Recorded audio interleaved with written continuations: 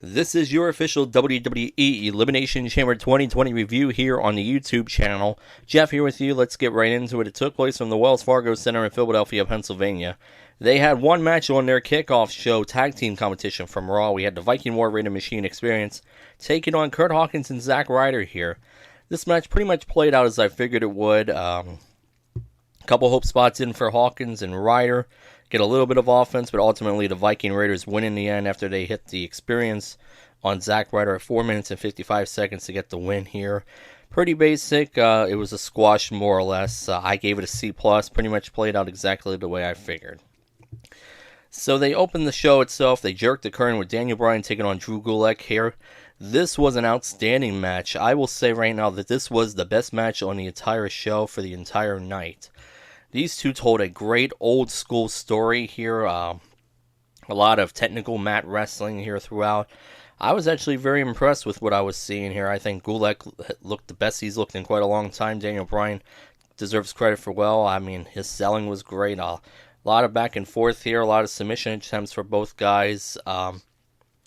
We get towards the end here. Ultimately, Daniel Bryan at 14 minutes and 20 seconds was able to get Gulak into the yes lock, and Gulak passed out. He did not tap out, so you protect Gulak here with that, and Bryan gets a win here, which is a bit surprising because I figured Gulak would get the surprise win because I figured they're going to have another match at WrestleMania, so I figured you'd give Gulak the bone here at his hometown in Philadelphia, which pretty much goes against the grain that they normally do. But Bryan got the win. Would definitely want to see them have another match. Hopefully they'll do it at WrestleMania. Next match on the card was for the United States title. We had Andrade Cien out with Zelina Vega taking on Humberto Carrillo here. I thought the match, I thought it was good. It was decent enough. It was decent. It wasn't a perfect match. I didn't think it was a terrible match. I thought it was okay for what it was. Ultimately, in the end, they're trading. They did try to do a spot on the outside with the hammerlock DDT onto the concrete. They had pulled the padding up, but Carrillo was able to fight out of it and counter into a backdrop. So that we didn't see that spot this time executed. We just get towards the end of the match. They're trading victory rolls. Ultimately, Andrade gets a victory roll, grabs the tights, and actually pins Carrillo to retain the title, which was a surprise here to me. I figured Carrillo was winning the title. A lot of talk about Andrade being punished here. I guess the punishment must be over because he retained here at 12 minutes and 31 seconds. And no sign of a split or dissension with Andrade Cien and Zelina Vega, at least not yet. So Carrillo once again is a loser, but yet he's going to get another title opportunity at some point. I actually gave the match a B-. I thought it was fine for what it was. Next up was the first of the two Elimination Chamber matches. This was the SmackDown Tag Team title Elimination Chamber match here. We had the New Day and the Usos started off. We knew Ziggler and Rude were going to enter last because of them winning that gauntlet match on SmackDown. The match it was what it was. Obviously, eventually the Lucha House Party come in. They do a couple high spots to get the crowd popping. Ultimately, The Miz and Morrison come in at 4th. Heavy Machinery comes in at 5th, and then Ziggler and Rude come in at 6th. Heavy Machinery gets the first pinfall when they pin the Lucha House Party. Then we saw Rude and Ziggler pin Heavy Machinery. They did a deal here with Tucker. Tucker was going to go for this big splash, but instead he rammed right through one of the pods and then right outside through the pod out to the floor. It was a great looking spot here. The crowd really popped for it here. The crowd was clearly over here with Otis. They want to see this guy do big things. But unfortunately, Rude and Ziggler pinned Tucker, which ultimately eliminated Heavy Machinery, which I'm very surprised that they were eliminated second here.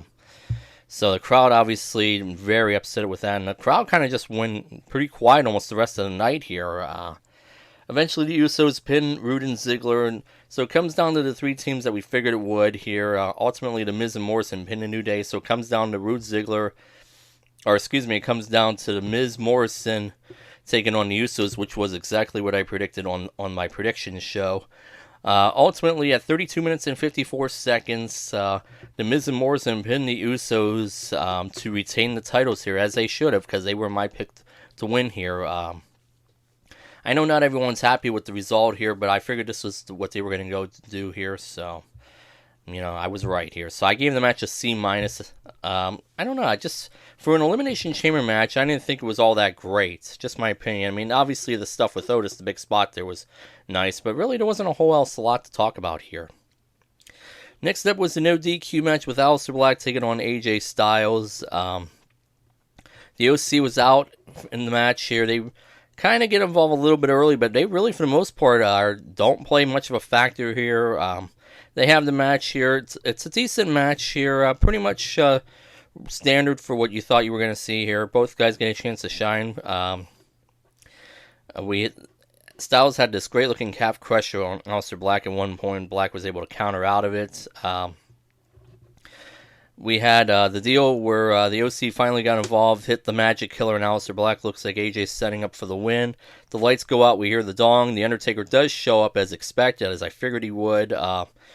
He pretty much takes care of the OC, chokeslams to Anderson and Gallows, and then ultimately Styles tries to catch the Undertaker. He got caught with a chokeslam. Black was then able, once the Undertaker left, disappeared in the dark, was able to recover, hit the Black Mass on AJ to get the win here. As predicted here, Black was my pick. He won at 23 minutes and 12 seconds.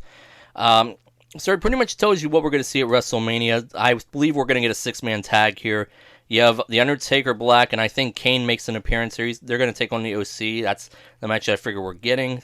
They pretty much told that story here. I gave the match a C+. It was, I bumped it up a little bit because of the Undertaker appearance, even though it was expected. But other than that, I thought it was pretty much a basic match, decent for what it was. Next up was the Raw Tag Team title match here. We had the Street Profits, who won the titles on Raw Monday night in a ratings ploy, taking on Seth Rollins and Buddy Murphy here. AOP's out here early on in the match. Again, they don't play much of a factor. Obviously, they can't do anything because Rollins and Murphy will get disqualified. Eventually, the Viking Raiders make their way out during the match to run off the AOP, so they're clearly setting up a program with the Viking Raiders and AOP finally. So it's just down to the teams here. We see Kevin Owens make his way out through the crowd, having his popcorn. He makes it over the barricade. It's just seeing the popcorn on the one announce table. Rollins eventually sees him on the outside. Kevin Owens just throws popcorn in his face, and then eventually one of the members of the Profits takes him out. I think it was I don't think it was Montez Ford. I think it was the other guy. So Rollins is out of the equation. Eventually, we get the big splash here. The Profits win after hitting the big frog splash. I think it was Montez Ford who hit it on Buddy Murphy in the ring. And they got the win to retain in 18 minutes and 21 seconds. Again, surprising, because I figured they were going to switch the titles right back because I figured they were hot potatoing. So it looks like they're going with the Profits, at least for now. So Rollins and Murphy, we figure out of the tag team title situation. We're clearly getting a match with Rollins and Kevin Owens at WrestleMania now. They pretty much told that story here. So I gave this match a C. I figured it was pretty basic, pretty average stuff here. Next match was the 3-on-1 handicap match for the Intercontinental title. We had Braun Strowman defending that title against Shinsuke Nakamura, Cesaro, and Sami Zayn. This match was not very good at all. I thought it was sloppy. It was kind of plodding, boring. It didn't go very long. This was actually the shortest match, on the main part of the show, the second shortest match of the night. They did a deal here. I figured Strowman was going to squash him at all, but surprisingly enough, Sami Zayn actually got the pin on Braun Strowman and won the Intercontinental title after they had hit a suplex kick combo on the Strowman, and Sami Zayn got the pin and got the win. So he is the new Intercontinental Champion, which to me made absolutely no sense because Sami Zayn has been doing nothing for the longest time, and now you're rewarding him with the Intercontinental title. So that pretty much, unless they plan on switching the title right back to Strowman here before WrestleMania, because there was this talk of having Strowman and Sheamus for the Intercontinental title, because Sheamus is yet to hold that Intercontinental title, so they could have had that match and had Sheamus win there, but they couldn't even do that. So I thought having Sami Zayn win here made absolutely no sense. I would rather have seen someone like a Nakamura win the title if they were going to do that. Sami Zayn hasn't done anything here in quite a long time, so I'm sorry. I gave the match a D+. This was not a very good match at 8 minutes and 24 seconds, too. Very short match and very disappointing in the grand scheme. Your main event for the night was the second of the 2 Elimination Chamber matches. This was the Women's Chamber match, the Raw Women's Chamber match. Of course, the first 2 participants in the match were Natty and Ruby Riott. I didn't think this match was very good either. So they go at it for a while. Sarah Logan comes in at 3rd. She gets her stuff in. Shayna Baszler surprisingly comes in at 4th and just goes to work. She taps out pretty much everyone here. She taps out Sarah Logan to the Kofita. She ultimately taps out Ruby Riott. Eventually she taps out Natty. And then 5th was Liv Morgan. Liv Morgan gets a couple of hope spots in, but ultimately Liv Morgan passes out. So it does come down predictably to Shayna Baszler and Asuka in the end. We see Becky Lynch backstage watching on the monitor a couple of times, so she's back there watching. So they go at it for a little while. Asuka gets some offense in on Shayna Baszler, but ultimately Shayna Baszler was able to eliminate and tap out Asuka to the Kofita clutch. So Shayna Baszler in 21 minutes wins the match here. Becky Lynch did not come out. There was no confrontation. There was no fight. There was no brawl. Nothing else. And this match was also, at points during the match, when Shayna Baszler had eliminated the others, was just standing there walking around the ring. That made for great, compelling viewership, said no one. So Shayna Baszler wins in 21 minutes predictably, and there was no Ronda Rousey to be found anywhere. A lot of rumor and speculation maybe she would be here, maybe play a factor in the match. She was nowhere to be found here, so Shayna Baszler predictably wins. It's going to be Shayna Baszler and Becky Lynch for the Raw Women's title at WrestleMania, as we all knew, because that was the only viable match they had. So that was it. Again, Becky did not come out. There was no face-off, no brawl, no fight, nothing to go off the air. Just Shayna Baszler in the ring. It was kind of boring, and this match itself was boring. It had nothing to offer, and I gave the match a D. It barely got a passing grade from me here. I gave it a D, so that's what we had as far as the official matches here. My official report card grade for WWE Elimination Chamber 2020 from the Wells Fargo Center in Philadelphia, I give it a D+. This, for the most part, was not a very good show. Mostly forgettable. Obviously, probably the best match on the entire show. The only match on the show I gave it an A grade to was the Daniel Bryan Drew Gulak match.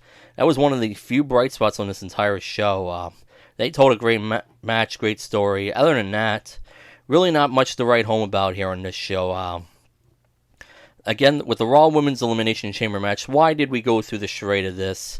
We all knew Shayna Baszler was winning. There was no question. There was no doubt on my mind and everyone else's mind. There was no other viable options unless you were going to do Asuka again. But we had already seen Becky Lynch and Asuka here recently, so they pretty much painted themselves into a corner here, and they went for predictability as we already knew. So I thought the match itself was terrible. I thought the other Elimination Chamber match was not very good.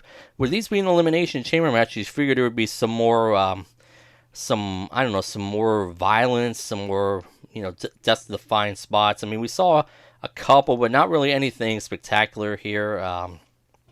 The Undertaker pairing, I mean, it was cool, but it was predictable. So, again, my official report card grade for WWE Elimination Chamber 2020 is a D+.